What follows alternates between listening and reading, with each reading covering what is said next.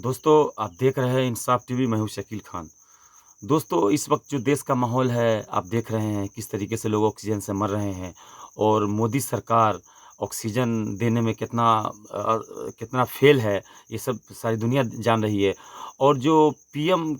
Fund को जो विदेशों से जो हेल्प के लिए जो पैकेज आ रहा है, अब लोग जो देश भेज रहे हैं, वो भी इस पे सवाल उठा रहे हैं कि आखिर ये सारा फंड जो सारे लोग भेज रहे हैं, जो देश है, पड़ोस के देश है, वो भेज रहे हैं, उनको भी इस पे शिकायत है क्योंकि उनको भी कोई जवाब नहीं मिल पा रहा है कि ये आखिर सारा का सारा जो पैकेज है, वो जा कहाँ रहा है। और लिहाज़ा ये जो अभी रेल मंत्रालय जो जो ऑक्सीजन ट्रेन चला रहे हैं, तो वो ऑक्सीजन ट्रेन चला के अपना पी थपथपा ले रहे हैं, लेकिन लोगों तक इसकी जो राहत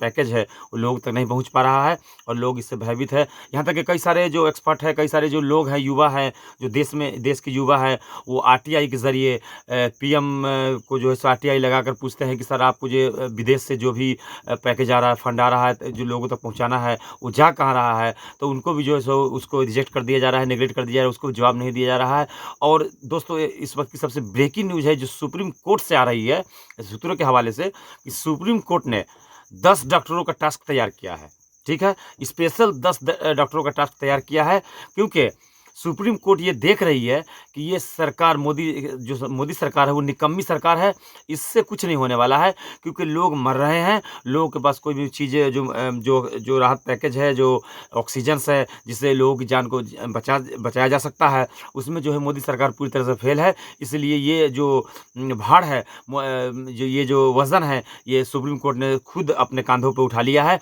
और 10 डॉक्टरों का टास्क तैयार किया है, टीम तैयार किया है, जिससे ये वैज्ञानिक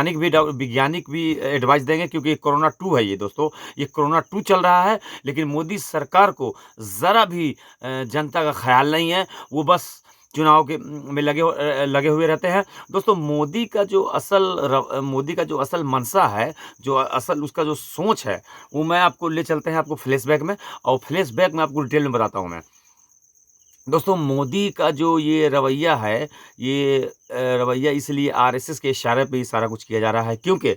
2024 का चुनाव जीतने का इसका जो प्रक्रिया चल रहा है, ये सब इसका जो फ़ोकस है, अभी लोग मर रहे हैं, लोगों को बहुत सारी चीज़ चाहिए, सबसे बड़ी तो ऑक्सीजन चाहिए, लोगों के पास ऑक्सीजन पहुँच नहीं रहा है, लोग भेड़-बकरियों की तरह मर रहे हैं। तो ऐसी सरकार को लोगों ने चुना है, तो जो ये सरकार पूरी तरीके से पब्लिक को सहायता देने में फ़ेल है, असफल है, तो ऐसी सरकार हमें चाहिए क्यों? ऐसी सरकार हमको नहीं चाहिए, क्योंकि सरकार कर क्या रही है, अब उस पे नज़र डालते हैं। उस पे रोशनी डालते हैं, फिर आगे बढ़ेंगे। दोस्तों, बीच में मैं आपको बता देना चाहता हूँ कि आप मेरे चैनल पे अगर नए हो, तो आप मेरे चैनल को सब्सक्राइब कर सकते हैं और वीडियो को ज़्यादा से ज़्यादा अपने हर ग्रुप में शेयर करें दोस्तों, और फिर आगे बढ़ते हैं। दोस्तों, मोदी का जो रवैया है और मोदी का जो मंशा है, जो उसकी थिंकिंग है, वो आरएसएस के इशारे पे चल रही है, क्योंकि 2024 का चुनाव जीतने का इसका पूरा जो है सो किस तरीके से बंगाल चुनाव में जो किस तरीके से अपने पूरी ताकत झोंक दी, उसी तरीके से 2024 का चुनाव जीतने के लिए ये जो है अपने पूरे हद को पार करने पे कमी नहीं छोड़ेंगे ये मैं आपको 110% बता रहा हूँ आपको। और 2024 का चुनाव जीतने के लिए इसलिए नहीं छोड़ेंगे वो नहीं छोड़ेंगे, क्योंकि इसका असल मंशा है कि 2025 में आरएसएस का जो संगठन है, उसको पूरा का पूरा 100 साल हो रहा है, और 2024 का चुनाव जीतकर ये 2025 में इसको मनुस्मृति लागू करने का पूरा प्लान है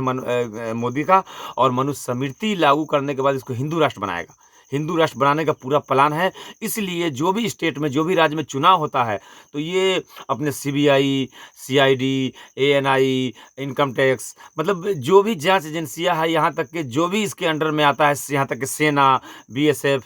सीआरपीएफ, जो भी है, सबको इसमें इस्तेमाल किया जाता है, और मोदी इसको इस्तेमाल करता है वो इसलिए कि मैं हर राज्य का चुनाव जीत लूँ, ताकि राज्यसभा में मेरा फुल बहुमत हो। क्योंकि दोस्तों, मनुस्मृति और हिंदू राष्ट्र बनाने के लिए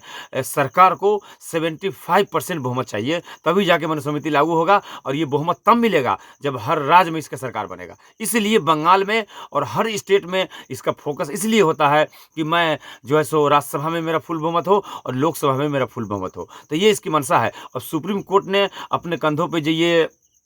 भाड़ को ये जो अभी ऑक्सीजन का मामला चल रहा है, ये अपने कांधे पे इसलिए उठा लिया है क्योंकि सरकार को देख रही है कि सरकार निकम्मी है, सरकार के द्वारा कुछ नहीं हो किया सरकार नहीं कर पा रही है। और ऐसा प्रधानमंत्री मुझे नहीं लगता है कि पूरे वर्ल्ड में देखने को मिला होगा या सुनने को मिला होगा जो प्रधानमंत्री हमारे देश में अभी मौजूद है। ये सबसे बड़ी बात यह है दोस्तों कि 2002 दंगा जो गुजरात में हुआ था, ये उस वक्त वहाँ के मुख्यमंत्री थे और इन्हीं के रीजन में हुआ था। तो जो आदमी अपने एक राज्य में